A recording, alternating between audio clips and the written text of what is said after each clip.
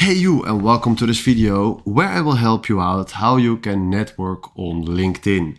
And for networking you have two types on LinkedIn. The first type that you have on LinkedIn is very simple, and that is you can just follow someone.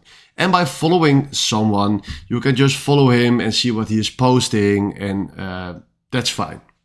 The other way is you can connect with someone. Now let's say I follow Richard Branson like now, but I want to connect with him, to come closer or show my face to him. Maybe in the future I need him. So what I want to do now is click on connect and then write something down here. Hi Richard, I like your hard work. I'm just here to network. Write something down like this, then click on add note.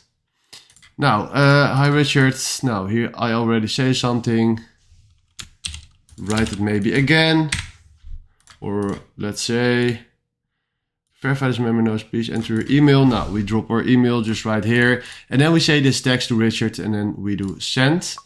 And right now, if he accepts us, we are in touch with Richard Branson. And if he accepts us, you can see that we have a closer circle with him. So these are the two ways how you can connect. Please follow as many people and connect with as many people to grow your own guidance.